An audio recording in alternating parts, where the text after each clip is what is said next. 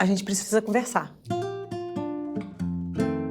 A gente tá um tempo já nessa coisa do poliamor, né? A melhor coisa que aconteceu na minha vida. Gravando, agora vai. Agora. Eu fiquei nervosa. Ai. Bom, vamos então falar sobre o tema polêmico de não monogamia. Esse episódio é um oferecimento à minha psicóloga Arusa Carelli. 80% do que eu aprendi sobre foi com ela. Enfim, vamos lá. Um beijo, Arusa. O que acha de relacionamento aberto? Eu acho super normal. Uma amiga minha, ela tem um relacionamento aberto, ela descobriu sexta-feira. Você já se auto-sabotou? Vive em relacionamentos complicados? Segue entre tapas e beijos com a sua família? Já esteve perdido em algum momento na sua carreira? Você não está sozinho. Em Psicologia Sincera, eu, Ana Luísa, E eu, Ana Tereza, vamos comentar os mais diversos assuntos do nosso cotidiano, sempre com uma opinião sincera. pode ser que você se identifique ou não com as nossas análises e reflexões. Mas aí você vê se a carapuça serviu.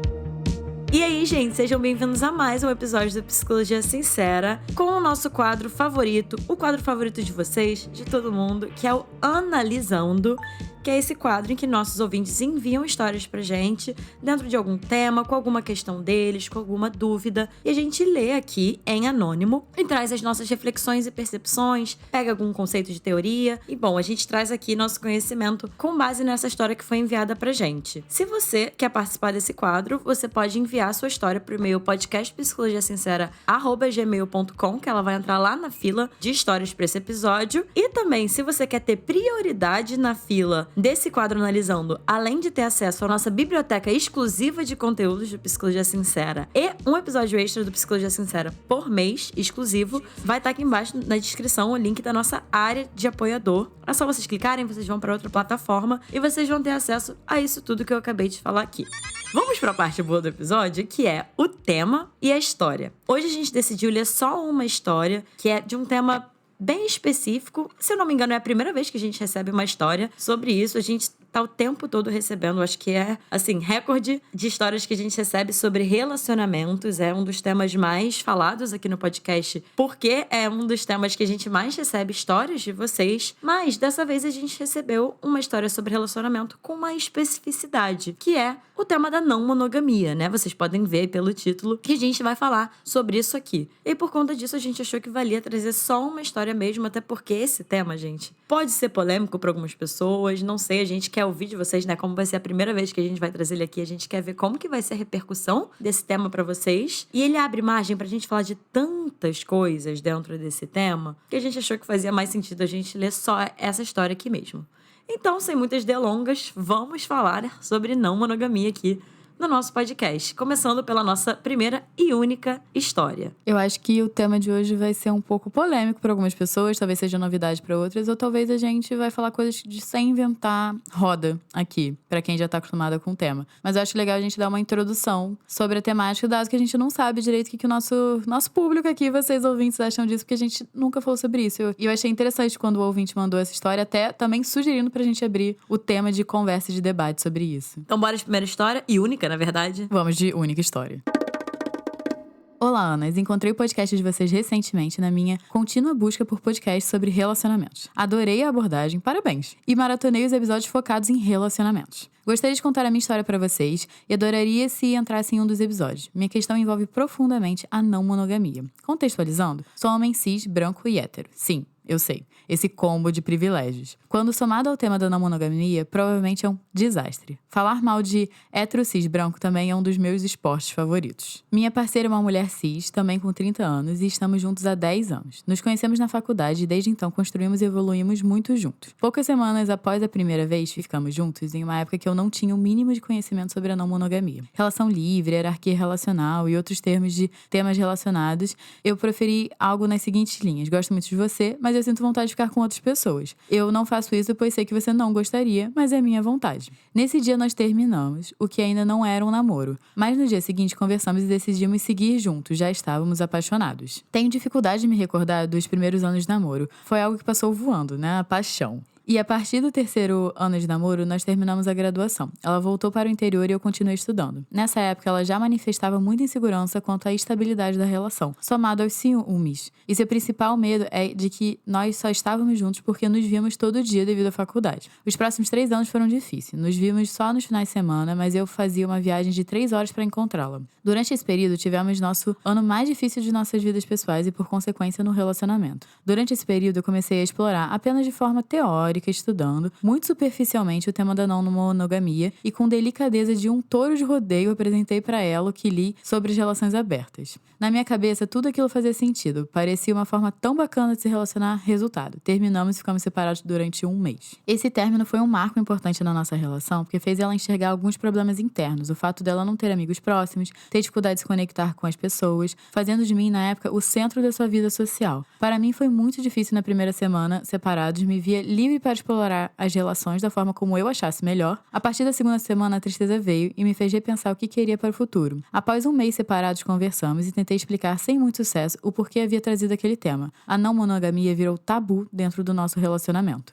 Nós nos amávamos muito e continuamos juntos a partir dali. Fomos morar junto, casamos, fizemos compromissos financeiros e planos para sair do Brasil no futuro, e tudo isso continua de pé até o presente. Sobre o casamento, para mim nunca foi uma questão, nem um sonho, nem um problema. Como era importante para ela e para a família dela, eu casei. É uma ferramenta social, no final das contas. Durante a pandemia, estudei muito sobre não monogamia, podcasts, textos, participei de conversas online e grupos. Essa era uma questão que sempre voltava à minha mente, como já deve ter ficado óbvio. Aqui faço uma pausa para deixar algo explícito. Eu nunca traí a confiança da minha parceira, que é para mim um dos bens mais preciosos, e tenho muita paz por nunca ter precisado mentir para ela. Respondendo aqui algo que eu já respondi a ela, nunca existiu outra pessoa, nunca me apaixonei ou me permiti apaixonar. Minha vontade de explorar a não monogamia vem de algo interno, de uma busca por liberdade e autoconhecimento. É sobre mim, e não sobre a minha parceira, nem sobre as outras pessoas. Retomando, em meio aos meus estudos e a angústia, abri a questão para ela. Foi difícil, mas era uma conversa que eu já estava segurando por anos. Essa primeira conversa aconteceu há 1 ano e meio, e de lá pra cá, aprendi muito sobre não monogamia e tentei introduzir o tema à minha parceira. Inicialmente, ela se mostrou aberta a aprender sobre. Ela é uma pessoa inteligente, liberal, entende a questão do patriarcado, do colonialismo e suas implicações na forma como homens e mulheres se relacionam na esfera heterossexual. A não monogamia política é um consenso entre nós. Fomos a encontro com grupos de pessoas não monogâmicas em que tivemos ótimas discussões e ela fez amizades. Compartilhamos até hoje podcasts e textos sobre o tema. Mas, gradativamente, fomos falando menos e menos sobre o tema. A questão, o problema principal para ela é a liberdade relacional, a liberdade de se relacionar com outras pessoas que não monogâmicas traz. Nós discutimos superficialmente as inseguranças dela, a insatisfação com o próprio corpo, os traumas de infância, mas também são questões que não trocamos ou exploramos a fundo. Ela teve uma experiência de relação com outro homem, saíram uma vez, transaram em um segundo encontro, mas não deram continuidade. Para mim foi uma experiência muito interessante. Eu sou uma pessoa que não sente ciúmes, foi maravilhoso sentir minha parceira,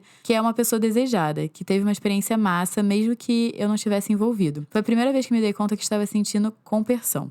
Só um parênteses para quem nunca ouviu falar de compersão. Compersão é o sentimento de felicidade em relação a ver o seu parceiro com outra pessoa. É um termo bastante conhecido dentro desse campo da não monogamia. Assim, mal comparando, falando de uma forma bem simplória, como se fosse o contrário de ciúmes, digamos assim. É de fato uma sensação positiva, assim, agradável, né? Uma felicidade de ver a sua pessoa sendo desejada por outras pessoas. Voltando aqui pra história, porque eu acho que foi importante falar sobre isso. Após esse episódio, cheguei a marcar de sair com uma amiga que conheci no meio não monogâmico. Mas quando contei para minha parceira, ela ficou muito abalada, então desmarquei o encontro. Exercer uma liberdade sabendo que estou machucando alguém que gosto não é o que eu busco. Atualmente, eu estou fazendo uma pós-graduação com duração até o final do ano, o que está demandando muito do psicológico dela. Temos o acordo, mais ou menos, falado, de que não tocaremos a fundo no tema da monogamia até a pós acabar. Desde a primeira conversa, eu deixei claro para ela que eu não tenho essa pressa, que os 2 principais objetivos são manter o nosso relacionamento, que é muito precioso para mim, e tentar explorar uma forma de relacionamento que eu me identifico.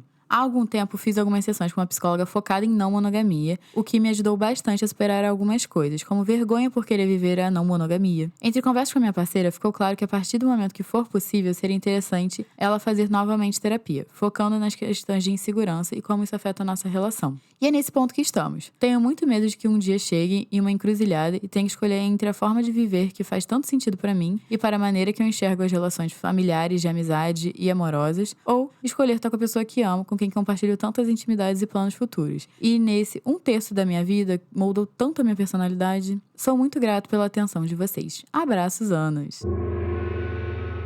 Bom, vamos lá. Antes da gente entrar no tema da não monogamia especificamente, a primeira coisa que me veio quando eu li essa história foi uma ideia de que, assim, não sei se você vai concordar, né, Teresa? Eu acho que dentro dessa nossa sociedade, da nossa cultura, que tá cada vez mais imediatista e de querer colocar as coisas em... Assim, ter respostas simples e respostas rápidas para algumas coisas que não são nem um pouco simples, né? Eu imagino que muitas das pessoas que ouviram essa história podem já pular para um lugar de, assim, ter uma resposta muito certa em relação a essa história que ele mandou de, por exemplo, isso é errado, isso é certo, isso vai acontecer, termina logo, enfim. Coisas nesse sentido, né? E o que eu mais gosto na nossa profissão é que convida a gente a realmente olhar para essas entrelinhas e para a parte complexa de se relacionar. E aí, trazendo aqui, assim, eu fui para esse lugar, eu gostei muito dessa história porque eu acho que me pareceu um exemplo bastante realista do aspecto construtivo das relações, assim, que me parece que cada vez mais do que eu escuto tem se perdido. Que, inclusive, vai muito contra essa ideia do amor romântico, de que as coisas vêm prontas, de que é aquele amor, aquele relacionamento perfeito, que a pessoa vai atender às suas expectativas sem você precisar falar nada, que, assim, que não tem uma construção, um processo das coisas irem se transformando e se construindo, né? Eu gostei, assim, justamente porque socialmente existe essa idealização muito grande de que as relações e as pessoas vêm prontas, atendendo todas as nossas expectativas, necessidades, enfim. Antes da gente entrar no tema da não monogamia, eu já queria trazer isso para as pessoas que estão ouvindo, para vocês verem. Eu acho que essa história é um bom exemplo de como as coisas são muito mais complexas do que o que socialmente às vezes é vendido pra gente sobre amor e sobre relacionamentos. Nossa, isso sobre o que é vendido, sobre amor e relacionamento, é o que mais aparece no consultório, das expectativas que você tem. Porque isso eu tava algumas vezes conversando com alguns pacientes, até pacientes mais novos e tudo mais, que algumas vezes pegam muita referência de filme, de série, até de música, enfim, de uma coisa assim que você tem que ser obcecado pelo seu parceiro, que você só pode pensar nessa pessoa, que você só pode ter desejo por essa pessoa. Pasmem ao saber, o amor é uma construção cultural. E muitas vezes o nosso trabalho no consultório é um pouco, infelizmente, jogar um balde de água fria, no sentido de, a partir do momento que você escolhe um relacionamento monogâmico, você está escolhendo, porque você vai continuar sentindo que outras pessoas são atraentes, você vai continuar sentindo tesão por outras pessoas. E não tem nada de errado com isso, porque nós funcionamos assim, isso é normal de acontecer, mas é normalizar isso que não é falado, porque, igual a Ana Luísa falou, o amor romântico, ele entra pra falar que ele vai te suprir, que vai ser sempre incrível, e não é assim que a banda toca. Até a gente tem piadas, né, que falam que, depois que casa acabou o sexo, porque existe uma questão de monotonia, que a sexualidade tem uma questão também da imprevisibilidade, que também gera tesão. E que em relacionamentos longos, quando você tá ali fechado, isso é algo que, obviamente, as pessoas têm que estar visitando, revisitando, vendo o que funciona pra um, funciona pro outro. Mas eu achei muito legal da sua parte, ouvinte, você sempre ser muito sincero, assim, no sentido de ter falado desde o começo, olha, sinto vontade de pegar outras pessoas. E você tava em contato com isso, porque tem muita gente que não entra em contato com isso, e quando entra, parece que é um grande susto, assim, no sentido... Como assim eu estou me sentindo atraído por outras pessoas fora do meu relacionamento? Não foi a ideia que me venderam sobre estar num relacionamento monogâmico. Eu não boto chifre nele, com certeza ela não mente. Bom demais ser monogâmico, DDSM. Exatamente. Voltando um pouco no que eu tava falando sobre essa coisa de certo e errado, tirando quando a gente tá falando de violência de todas as formas no relacionamento, esse lugar do certo e errado, ele fica mais complexo mesmo. Por quê? Porque aí é onde a gente entra, se a gente fica muito preso nas nossas preconcepções, essas ideias prontas que a gente aprendeu na sociedade, que a gente aprendeu nos filmes, que a gente aprendeu na cultura, que a gente aprendeu com os nossos pais, com as nossas famílias, do que é amor e que não é amor, às vezes a gente realmente vai acabar se deparando com essas situações e, por exemplo, ouvir de uma pessoa que ela tem o desejo sexual por outra, pode levar para esse lugar de, então, essa pessoa não me ama. E é isso, assim. E aí, por que a gente agora vai entrar mais nesse lugar da monogamia e não monogamia aqui? Porque, de fato, existe, assim, quando a gente fala de monogamia como um sistema, e não só sobre uma forma de você se relacionar, por que eu falo sistema? Porque é o que é imposto socialmente, né? Assim, para pensar. E aí que eu acho que a não monogamia também entra nesse lugar, né? Que não fala só puramente sobre a liberdade de você se relacionar com outras pessoas. A gente ainda vai chegar nesse ponto. Mas eu acho que a primeira coisa, na verdade, é esse lugar de se questionar, de poder se questionar. Um dos valores da não monogamia, como questionamento do sistema monogâmico, né, é a transparência e a honestidade com você mesmo e com o outro. Fica muito mais complexo que isso, tá, gente? Mas assim, vamos começar daí. Bem do que você tava falando, ouvinte, de você ter uma honestidade, uma transparência que você tem. Por que eu falei da questão do certo e errado? Lembrei. Porque a sua parceira reagir de uma forma negativa, ou com um susto, ou como uma ofensa, ou com um sentimento de segurança, não é que tá necessariamente errado. Isso fala da história dela, isso fala dos sentimentos dela, isso fala inclusive de todo esse sistema, como eu tava falando, gente. Assim, no sistema monogâmico, o amor de verdade, ele é visto como exclusividade de afeto, exclusividade sexual. Amor, então, é só ter desejo por uma pessoa. Amor é abrir mão dos seus desejos por outra pessoa. Na monogamia, amor, assim, é como se fosse igual à exclusividade. Não só. Porque aí também entra em alguns outros pontos, né? Que são valores do sistema monogâmico. Que é relações muito hierárquicas. Então, o relacionamento amoroso é a relação mais importante da sua vida. E ponto, é que você tem que priorizar. Esse é o afeto mais importante, é a pessoa para a qual você tem que dar seu afeto. E olhe lá também, né? Porque aí, quando a gente pensa num atravessamento de gênero, que é complexo, né? Assim, a dinâmica da monogamia, ela vai ultravalorizar o relacionamento amoroso como a relação mais importante das nossas vidas, a relação que a gente precisa mais investir nosso tempo e a nossa energia. Mas quando a gente pega um atravessamento de gênero, por exemplo, que o seu relacionamento tem, isso fica um pouco mais complexo. Por quê? As mulheres são ensinadas, né, que o relacionamento é o mais importante da vida delas. Os homens não são ensinados isso. E aí, esse é um dos pontos que eu quero entrar na sua história, que é olhar para essa dinâmica da monogamia versus, entre aspas, não monogamia, em relações heterossexuais. Porque é diferente, sim, do que em relações homoafetivas, por exemplo. Isso que você tá falando, eu acho que é importantíssimo, até pra gente pontuar aqui, porque majoritariamente os nossos ouvintes são mulheres. E eu acho que você pode muitas vezes se pegar fazendo isso, você pode ter amigas que se pegaram fazendo isso. Muitas vezes até funcionando como um camaleão, um pouco, no sentido... Conheci um cara, vou começar a descobrir o que ele gosta, porque eu também vou fazer. Eu vou começar a frequentar os lugares que ele gosta, porque, né, o foco é fazer a relação dar certo e começar a se moldar pra isso. Portanto que na história você traz, né, que a sua esposa tem uma vida social completamente focada em você, porque ela moldou a vida dela pra caber em você. E isso entra até em outras questões de o quanto ela tá sendo autêntica, o quanto ela tá sendo ela mesma, e até o quanto ela tá, assim, como ela não tá tanto em contato com ela mesma, ela tá muito em contato em você e fazer a relação dar certo. Será que ela também tem contato com o desejo dela? Porque eu vejo que você tá muito em contato com o seu desejo, com a sua sexualidade. E ainda tem um detalhe, né? A gente é mais reprimida como mulher pra entrar no nosso contato com a nossa sexualidade. Até porque se a gente for pensar historicamente, né? Você falou que também a monogamia tem a ver com uma relação capitalista. Também tem um pouco de... A partir do momento que começou a ter propriedade privada, você tinha que saber de onde vinha o seu herdeiro. Então, não adianta todo mundo transar com todo mundo, porque você tinha que entender de onde estava vindo o seu herdeiro. Então, começou a mulher ter que casar virgem ali, no sentido de procriar herdeiros e tudo mais, ter a noção de terra. Então, o corpo da mulher também foi um pouco politizado nesse aspecto. Mas se vocês pararem pra pensar, gente, sempre foi muito normalizado traição entre homens. Então, será que era tão monogâmico assim? Rapaz, como é que tu faz um negócio desse comigo, cara? O que foi? Tu não tem vergonha nessa tua cara, não? O que foi? Saindo do motel? E isso é, eu acho que uma das coisas mais complexas e que volta pro que eu tava falando no iniciozinho, que é...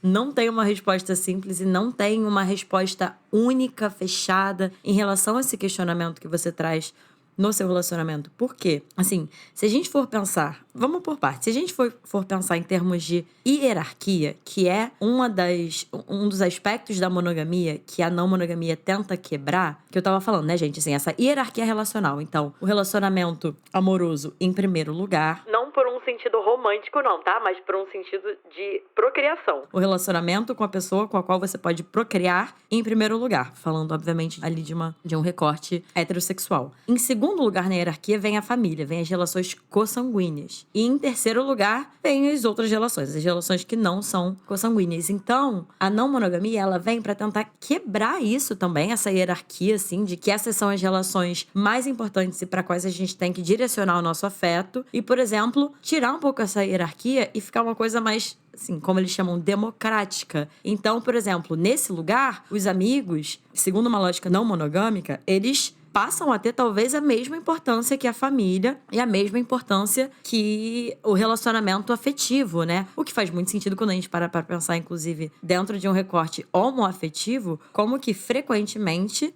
a população LGBT, ela é meio que forçada a fazer isso, né? A colocar, às vezes, os amigos tão importantes ou mais importantes que a família, porque experienciaram uma rejeição muito grande na família. Então, é complexo mesmo, mas vamos voltar. Se a gente pensar em termos desse valor de hierarquia, que a não monogamia tenta quebrar nas relações, e de tornar as relações mais igualitárias, quando a gente pensa a não monogamia dentro de um relacionamento heterossexual, é muito complexo. Por quê? Vocês dois... Aí eu tô falando pro ouvinte e pra você e a sua parceira. Vocês dois já partem de um lugar hierárquico e desigual socialmente falando. Vocês já não estão na mesma hierarquia. Já existe uma hierarquia posta na dinâmica social de vocês e que com certeza tem atravessamentos. Até porque quando a Ana Teresa estava falando de que você tá muito mais em contato com o seu desejo sexual e ela tá muito mais reprimida no desejo sexual dela e talvez esteja muito mais em contato com a insegurança e o medo dela de perder a relação, eu não sei se você percebe, assim, não sei o quanto que o seu conhecimento sobre não monogamia também está atravessado por um conhecimento, um letramento em relação a questões de gênero. Mas essa dinâmica por si só,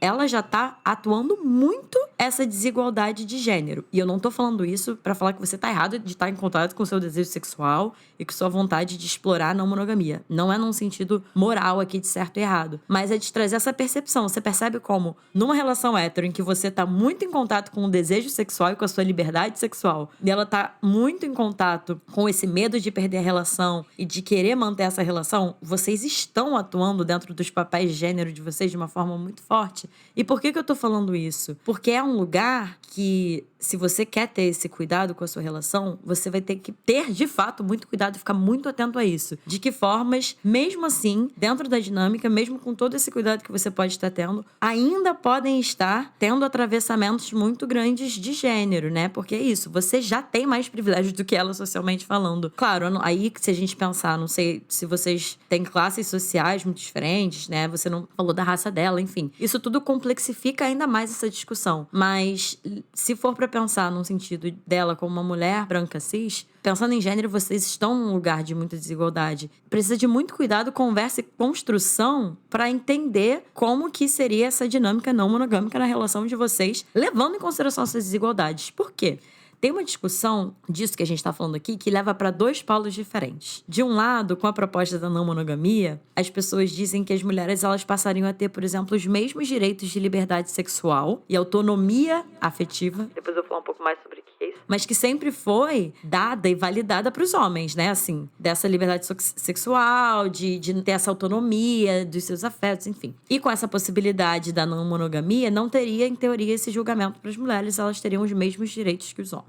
Outro polo da discussão diz que a não monogamia ela pode acabar reforçando esse lugar de poder masculino, de alguma forma validando isso, assim. Por exemplo, numa relação aberta, o homem ele vai continuar tendo os privilégios que ele tem de liberdade sexual, e inclusive os privilégios que ele como homem se relacionando com a mulher tem, assim, da mulher tá cuidando da relação e o homem tá ali priorizando as coisas dele. A gente tem um episódio sobre isso que a gente fala. O nome é Porque as Mulheres Amam e os Homens Traem. E de estar sendo cuidadoso de uma forma desproporcional. Então é como se fosse, no caso, a não monogamia num relacionamento heterossexual, o melhor dos dois mundos pro homem, né? Porque ele tá sendo cuidado pela mulher e ele tá exercendo a liberdade sexual dele. E pra mulher, ela pode estar se submetendo muitas vezes, e esse é um ponto que eu acho importante de ter cuidado na relação de vocês, da mulher tá se submetendo a uma situação, às vezes sem nem poder questionar, porque essa é a configuração que ela topou, tá, naquela relação. Então ela, teoricamente, tem as mesmas liberdades e ponto, assim. Então é uma coisa meio tipo, o cara tá sendo desconstruído e ela que lute pra acompanhar a desconstrução dele, mas de alguma forma pode estar se adequando àquela relação. Tá fazendo sentido o que eu tô trazendo aqui, a minha construção? É complexo mesmo. Eu acho que faz muito sentido e eu tô me colocando um pouco no lugar dessa mulher, porque eu acho que é um recorte que, assim, condiz muito com o meu, que é uma mulher hétero, cis, branca, no sentido de a gente também é atravessada pelo machismo. Então, eu vou dizer isso até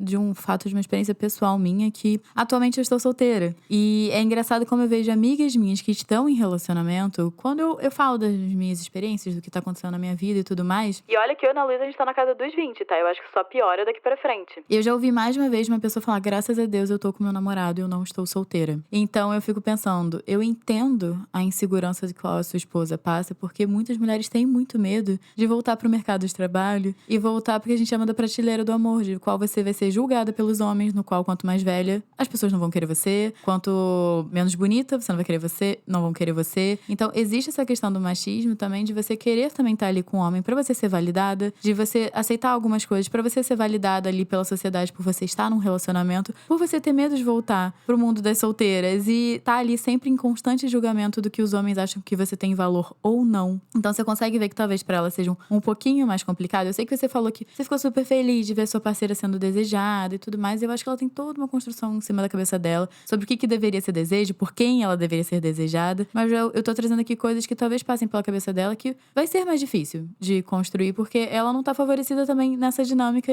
dessa questão de desejo e ser desejada, até de acordo com o que ela vai envelhecendo também. Isso, infelizmente, é uma realidade. E eu já vejo isso acontecendo, mesmo na faixa dos 20, com amigas minhas. Com certeza. E aí volta pra isso, assim, é muito complexo. Não tem um certo e errado, porque também, óbvio, é uma escolha dela. Mas aí também a gente pode questionar esse lugar, assim, se essa escolha vem de uma escolha consciente, realmente, de uma coisa que ela quer, ou de uma escolha, mas uma escolha, não escolha pra se moldar de alguma forma a relação, né? Não tem como a gente saber. Isso a gente precisaria ouvir dela. Mas é isso, assim. O que me parece é que você já entendeu que isso é uma construção. Isso não vem dado. Claro, a não ser que você se relacione com uma pessoa que já tem tudo isso que pra você talvez esteja claro, esteja óbvio, que na sua experiência, dentro da sua construção como pessoa, dentro do que você enxerga como relacionamento, dentro do que você enxerga como amor, ela talvez ainda não tenha. E aí eu acho que tá claro que pra você vai precisar, talvez, existir essa construção. E é isso, é da escolha de cada um se quer fazer isso ou não. Tanto sua escolha de se você quer participar dessa relação nessa construção sem a garantia do objetivo, assim, sem a garantia de que ela vai chegar num ponto de querer se relacionar exatamente da mesma forma que você. Exatamente, eu acho impossível, assim, tanto em casais monogâmicos quanto em casais não monogâmicos, tá, gente? Porque a gente tá lidando com uma pessoa diferente da gente, com desejos diferentes, com visões diferentes. Então, exatamente a mesma coisa eu acho difícil, mas assim, de uma forma que se aproxime mais da sua. Você não tem essa garantia. Você pode chegar num ponto em que essa balança fique mais desproporcional do que tá pra você e você precisa tomar uma decisão. Mas é isso, assim, o que eu fiquei pensando é de vocês poderem conversar também. Não sei se vocês já conversaram. Mas qual é o objetivo disso que você tá trazendo dessa abertura? Por quê? É muito comum a gente ver casais que a princípio são monogâmicos, fechados, se propondo abrir a relação como uma forma de salvar uma relação que não tá funcionando ou que não tá boa. E aí eu não sei, isso é uma preconcepção também até meio social, assim, sobre abrir relacionamento, sobre relacionamento não monogâmico. Então vale também checar se o seu desejo não bate num lugar pra ela de que tem alguma coisa de errado na relação de vocês, né? E até porque esses casos são complexos. O que eu vejo, no geral, das terapeutas de casais especializadas nesse tema é um consenso de que a chance desse movimento dar certo é muito pequena. Esse movimento eu tô falando, abrir pra salvar a relação. Por conta da intenção por trás desse movimento. É diferente de você querer fazer isso porque é alguma coisa que faz sentido pra você. Então, quando você faz pra solucionar um problema da relação, um problema de comunicação, um problema de intimidade, um problema de conexão da relação, porque as pessoas vão buscar uma solução no externo, quando na verdade o problema tá no interno. Ou também, como a gente estava falando, quando uma das pessoas topa isso pela outra pessoa e não porque aquilo verdadeiramente faz sentido pra ela. Aí eu acho complexo, eu acho que nesses casos a corda, assim, por um tempo pode funcionar, mas talvez depois de um tempo, se aquilo verdadeiramente não faz sentido pra todas as pessoas envolvidas, a corda pode acabar estourando, assim. É como se não fosse muito possível de sustentar isso por muito tempo, porque não faz parte verdadeiramente, autenticamente, daquilo que alguma das pessoas envolvidas acredita, quer e deseja pra si mesma. Eu acho que no processo de vocês dois, os dois vão ter que entender quais são os limites do que cada um tá disposto a ceder na relação. E talvez você esteja disposto a ceder algumas coisas, elas outras, e eu sempre falo pros meus pacientes, quando você se relaciona, você tem que entender o que é flexível e o que não é flexível. Até pra você não se machucar e você não acabar se colocando em situações no qual você não se sente bem pro seu parceiro se sentir bem. O ideal é que os dois estejam se sentindo bem na relação. Existe essa possibilidade. Então, pra vocês viverem um relacionamento que vale a pena pros dois, que seja construtivo pros dois, que bom que vocês estão sempre conversando muito, sempre construindo em cima disso, de tá bom pra você, não tá bom pra você, até onde machuca, até onde não machuca. Eu acho essa comunicação questão essencial dentro da relação. Mas eu entendo você ter o questionamento de que algum dia você vai ter que entender até onde você vai ceder, até onde você não vai ceder. E a sua esposa também vai ter que chegar até onde ela cede, até onde ela não cede. E vocês dois chegarem, sentarem na mesa e falarem: eu cedo aqui, não cedo aqui, não cedo aqui, não cedo aqui. O que vamos fazer com isso? Porque eu vejo que vocês gostam muito. E não só na monogamia, mas você pode se relacionar com uma pessoa em diferentes modalidades. Não só relacionamento, enfim, amizade, parceria, enfim. Eu não sei qual é o modelo de relação que vai funcionar melhor pra vocês. Mas vocês podem, algumas vezes, dar uma olhada no modelo de relação que melhor funciona pra vocês, dado os limites de vocês. Exatamente. Pra fechar essa história, o que eu fiquei pensando é de você, no seu processo, entender. Eu acho que você usou a palavra liberdade em algum momento na sua história. Qual é a liberdade que é importante pra você? Porque, mais uma vez, não monogamia não fala só sobre liberdade sexual e afetiva. Tem muitos outros aspectos. Inclusive, meus estudos sobre não monogamia começaram desse lugar, assim, de aprender valores da não monogamia para eu poder aplicar eles na minha relação, que hoje é uma relação monogâmica fechada. Mas mesmo assim, as noções de cuidado, de transparência, as noções de responsabilidade afetiva, as noções de limites, assim, tem muitas outras coisas, né, que a gente pode aprender. E aí eu acho que entra num ponto importante pra você ver qual é o tipo de liberdade pra você é importante. Se de fato é a liberdade sexual e afetiva, e aí ver como que isso bate na sua parceira, e vocês poderiam fazer essa construção juntas, ou se é de outras formas. Até porque só um ponto que eu queria falar aqui, eu não queria deixar de falar. A gente pega essas palavras, liberdade, cuidado, limite, como se elas fossem prontas também, igual amor, por exemplo. E sem questionar qual é o tipo de liberdade que a gente tá falando. Porque eu conheço pessoas, gente, que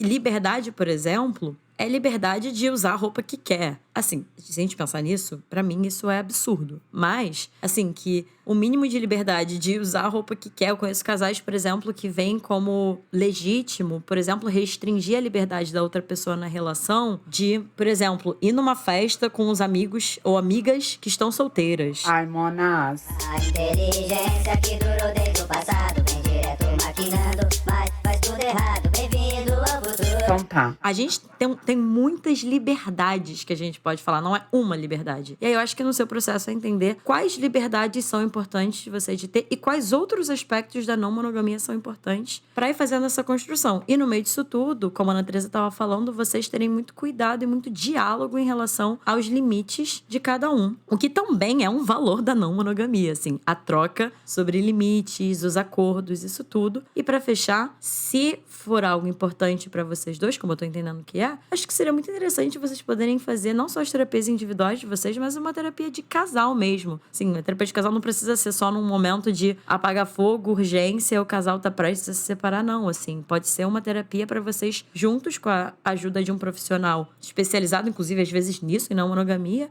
poderem construir isso, fazer essa construção da forma mais cuidadosa e que, obviamente, um profissional especializado nisso, ele vai ajudar vocês a perceberem os limites de cada um e ver se chega num ponto em que dê pra ter um contorno que faça sentido pros dois pra relação continuar, ou se chega num limite de daqui eu não passo pra ambos, né? Ou pra um ou pro outro, e aí vocês verem o que vocês querem fazer com essa relação. Pessoal, então esse foi o episódio de hoje. Se vocês gostaram, compartilhe, classifique esse podcast aqui com 5 estrelinhas. Ajuda a divulgar o podcast, a chegar em mais gente. Esse tipo de conteúdo, todos os outros conteúdos aqui que vocês já ouviram. Também não deixe de procurar a gente nas redes sociais. É o @podcast Psicologia Sincera. Vocês podem me achar no @Ana Teresa Cavalcante e Ana Luísa. No @psicóloga Ana Luísa Braz. Vocês já sabem, essas informações vão estar aqui embaixo na descrição do episódio, junto com o Instagram do nosso editor Rodrigo Moreno, o Instagram do nosso designer Fernando Picamilho, o Instagram do podcast também. Nossa área de apoiador também vai estar aqui embaixo para vocês clicarem e irem lá, apoiarem a gente. Não se esqueçam de compartilhar esse episódio, marcar a gente no Instagram, que a gente adora compartilhar vocês, classificar com 5 estrelinhas. E é isso, gente. Um beijo e até o próximo episódio.